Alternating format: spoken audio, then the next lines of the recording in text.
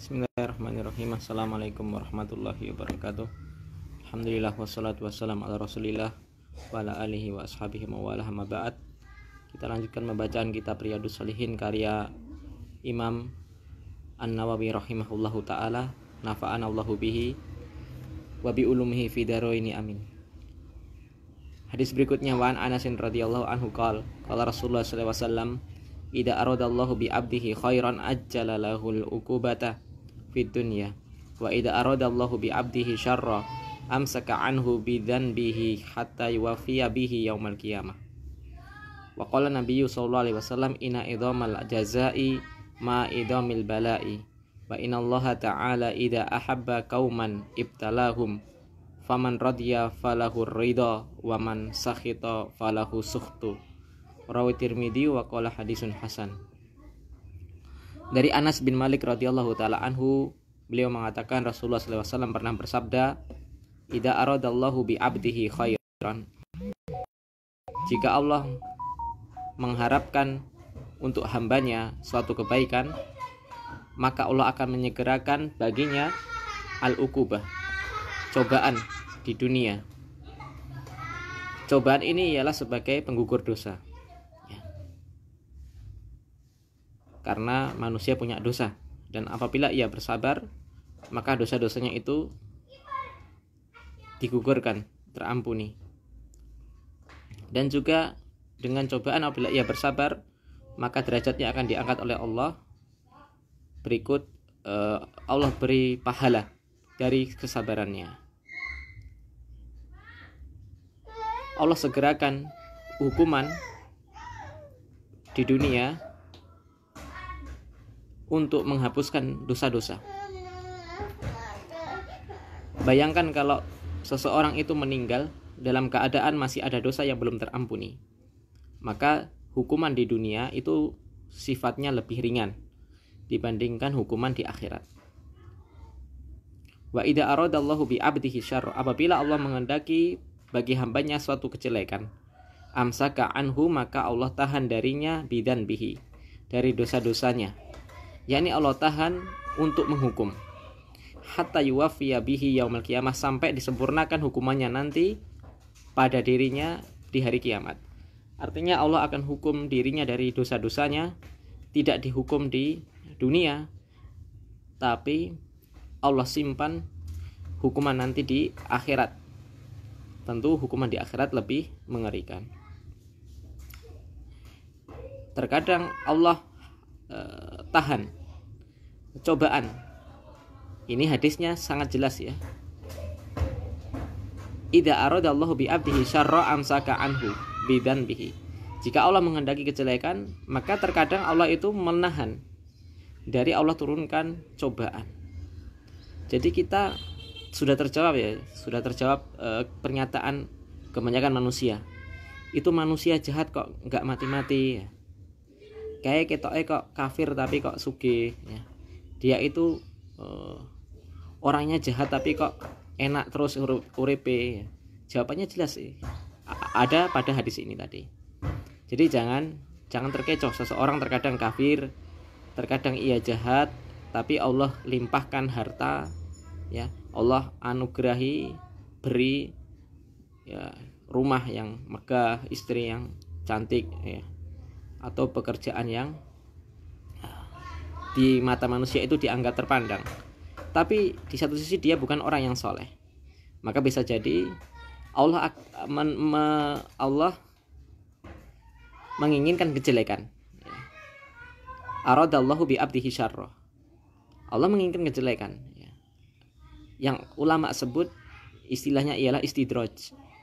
Jadi Allah tidak langsung menghukum, tapi Allah menahan.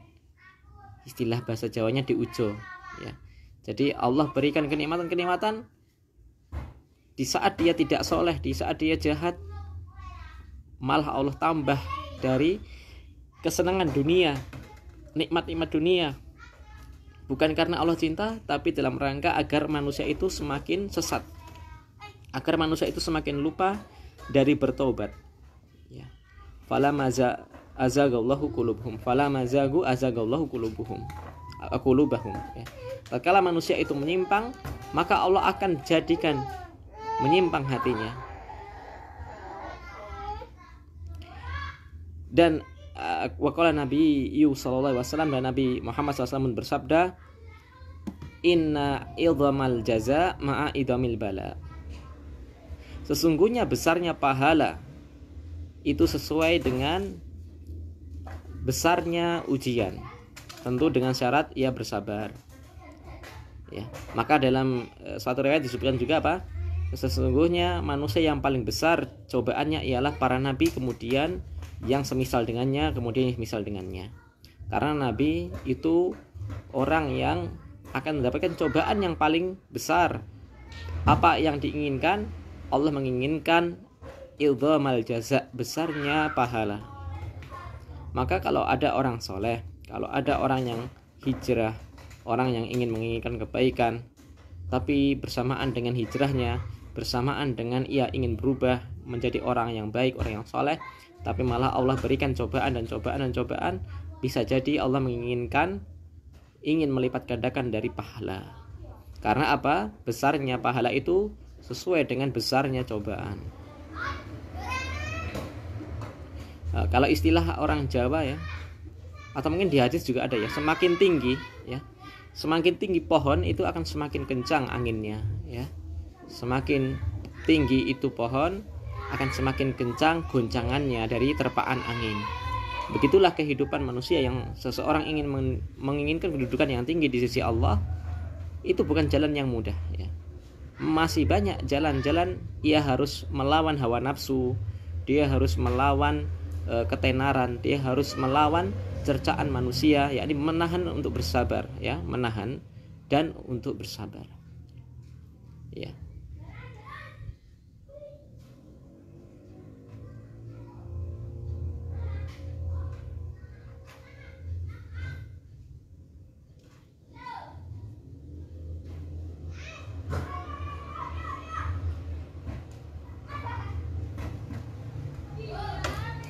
Jadi terkadang amalan itu dilipat gandakan, atau pahala itu dilipat gandakan dikarenakan kadang melakukan amalan tertentu.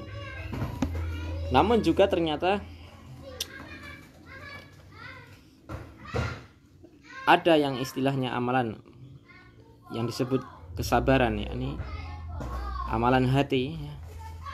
Saat manusia itu bersabar dari besarnya cobaan, maka semakin besar pahala, ya, bagi dirinya. Wa innallaha ta'ala idza ahabba qauman ibtalahum. Dan sesungguhnya Allah Subhanahu wa taala jika mencintai suatu kaum, maka Allah akan menguji mereka. Ya. Maka kita sudah sering baca, ya, yang paling manusia yang paling besar cobaannya ialah para nabi, karena nabi merupakan derajat manusia yang paling tinggi. Rasul, nabi, mereka golongan manusia yang paling tinggi derajatnya di sisi Allah, dari sisi ketakwaan, dari sisi keimanan. Maka kalau seseorang itu senantiasa Allah uji, dia harus husnudzon kepada Allah Subhanahu wa taala. Bisa jadi Allah mencintai dia, ya. Allah ingin menguji, ya. Allah ingin menguji sampai mana keimanannya.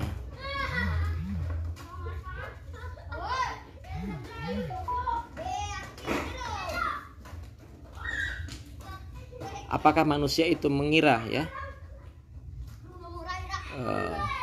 tatkala ia mengucapkan saya beriman kepada Allah, kemudian Allah tidak mengujinya, ya. Ucapan saya beriman kepada Allah, ya, dengan ucapan hati dan juga disertai ucapan lisan, maka itu akan Allah coba. Allah akan uji apakah benar ucapan dia mencintai Allah, dia mengimani Allah.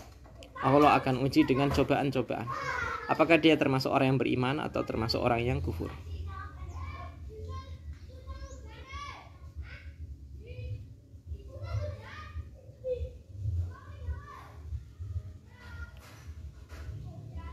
Maka apabila seseorang itu diuji, saya ulangi lagi, hendaknya berhusnudzon, berbaik sangka kepada Allah Subhanahu wa taala.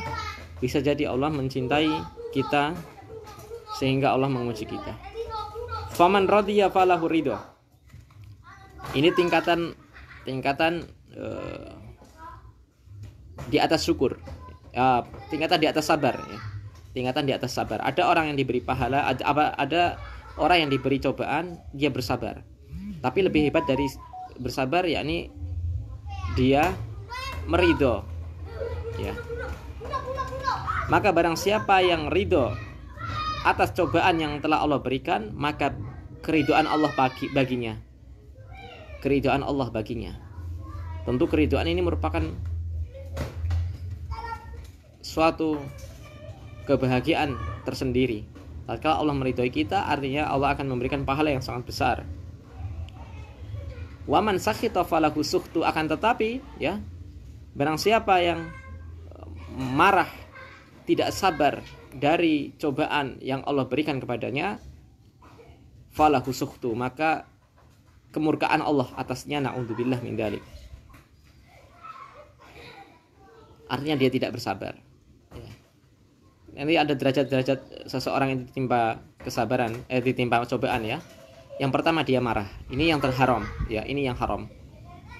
Dia diberi ujian, dia marah. Maka falahu sukhtu.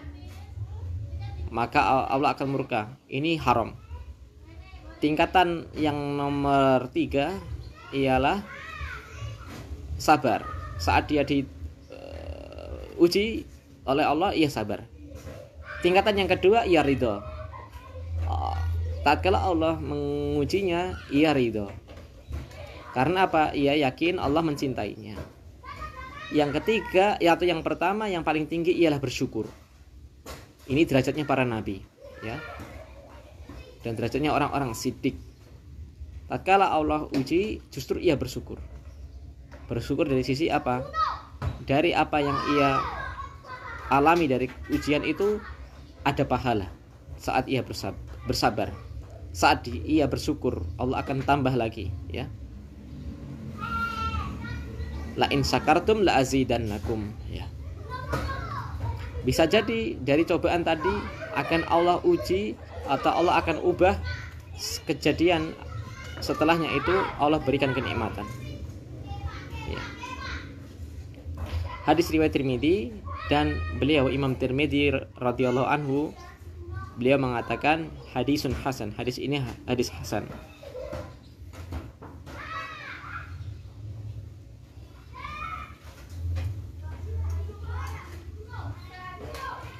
Ini hadis yang sangat tepat, yang sangat sesuai sekali, ya. Sesuai sekali. Imam Nawawi meletakkannya dalam bab sabar ini, ya. Luar biasa, ya. Di sini apabila kita bisa merenunginya, ya, tentu kita akan lebih mudah insya Allah untuk bersabar, ya. Lihat, ya, tatkala Allah menghendaki kebaikan, ya, pada hamba, Allah akan menguji bahkan, ya. Jadi kalau kita mendapat ujian, kita harusnya apa? Bersabar. Bahkan harus bisa ridho, bahkan harus bisa, kalau bisa, bersyukur. Tapi ini kalau kita yang tertimpa, ya. Jadi kalau orang lain jangan malah bersyukur, ya. Nggak boleh.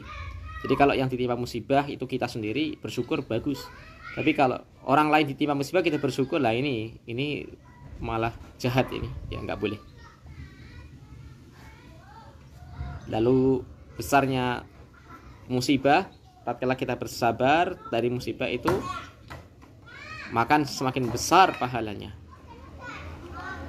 Lalu apabila Allah itu mencintai seorang hamba ataupun satu kaum, maka Allah akan menguji, ya. Ini yang bisa kita baca pada kesempatan kali ini. Wassallallahu nabiyina Muhammadin wa ala alihi wasallam. Subhanaka wa bihamdika asyhadu an la ilaha illa anta astaghfiruka wa atubu ilaik. Assalamualaikum warahmatullahi wabarakatuh.